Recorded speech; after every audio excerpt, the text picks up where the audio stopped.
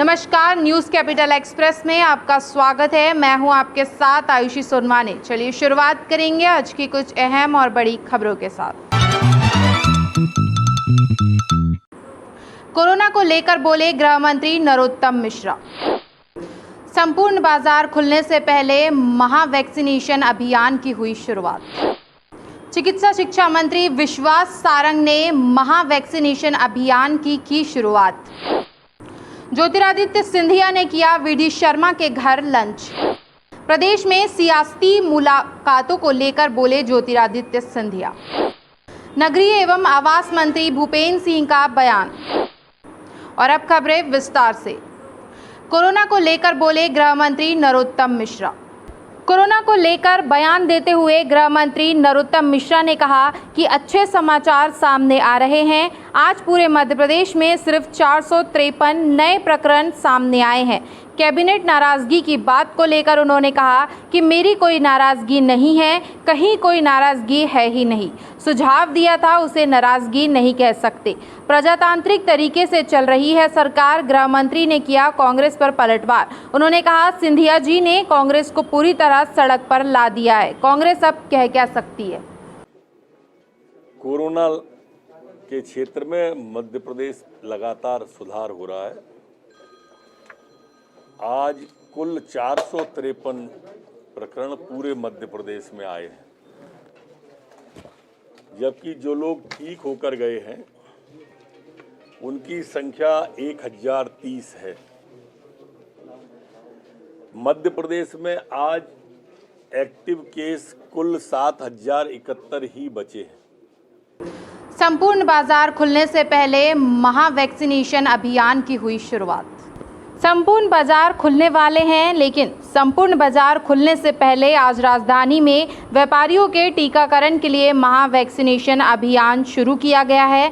व्यापारी और उनके कर्मचारियों के लिए भोपाल में 39 जगह लगाए गए हैं वैक्सीनेशन कैंप।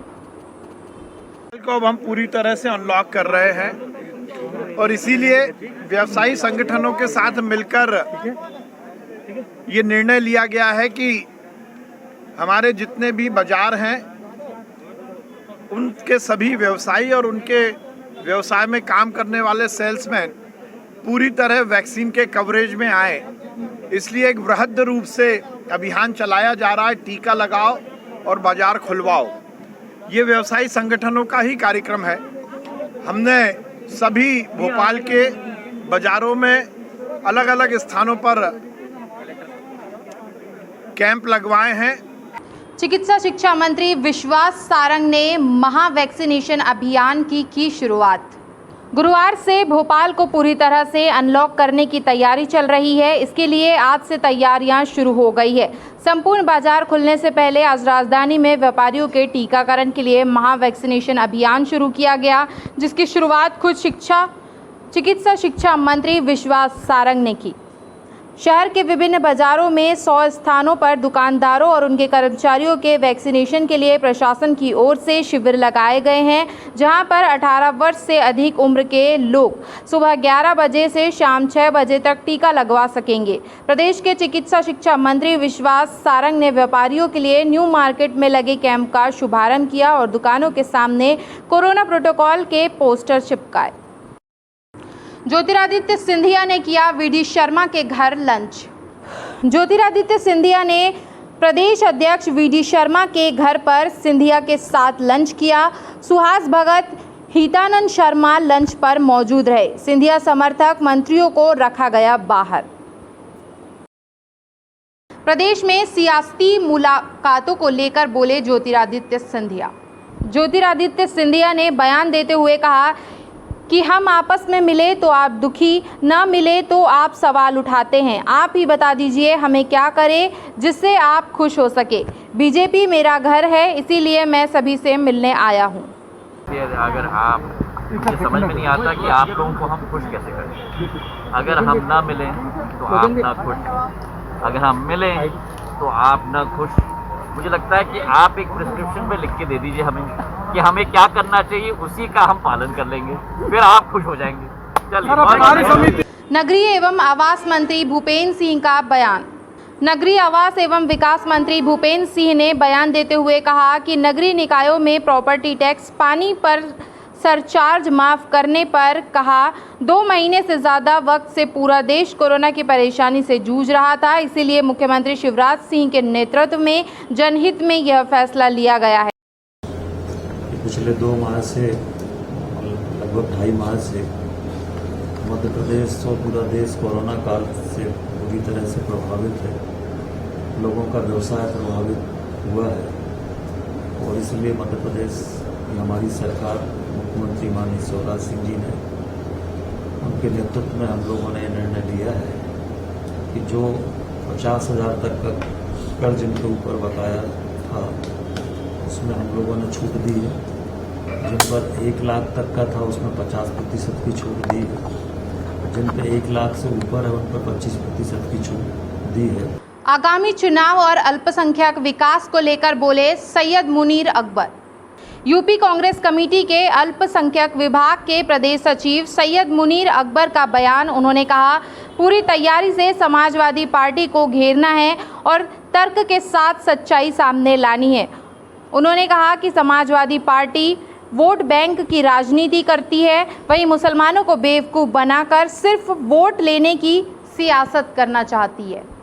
मैं कहना चाहता हूं, आपने देखा समाजवादी पार्टी जिसकी यादव समाज की आबादी उत्तर प्रदेश में 5% है, आपकी आबादी 20% है। आप देखते हैं कि समाजवादी पार्टी अपने समाज के लोगों को बहुत ज़बरदस्त नौकरियां देती है जब वो सरकार में होती है, और 20% समाज यानी कि मुसलमान अल्पसंख्यकों के पाले में सिर्फ वो नौकरियां न देकर उनकी गरीबी का मजाक उड़ाते हुए उन्हें ई रिक्शा देने का काम करती है। जहरखुरानी मामले में मिली रेहटी पुलिस को बड़ी सफलता।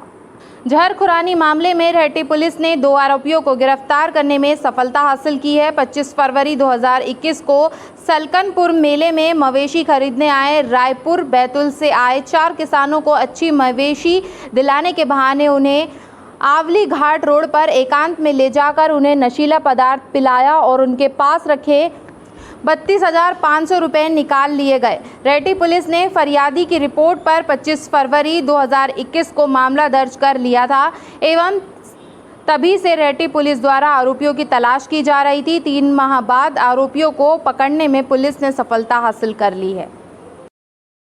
3 अज्ञात व्यक्तियों ने इनको अच्छे बेल दिलाने की बात पर अपने साथ विश्वास में लिया और इस दौरान मवेशी का इंतजार करने का कहकर के इन्हें आमरस व लड्डू खिलाए, जिनमें नशीला पदार्थ होने से नशीला पदार्थ मिलाए जाने के कारण ये तीनों व्यक्ति जो किसान थे ये बेहोश हो गए और बेहोशी के पश्चात ये 3 अज्ञात आरोपियों ने इनसे रुपए जो इनके पास रखे हुए तो निकाल लिए और वहाँ से फरार हो गए।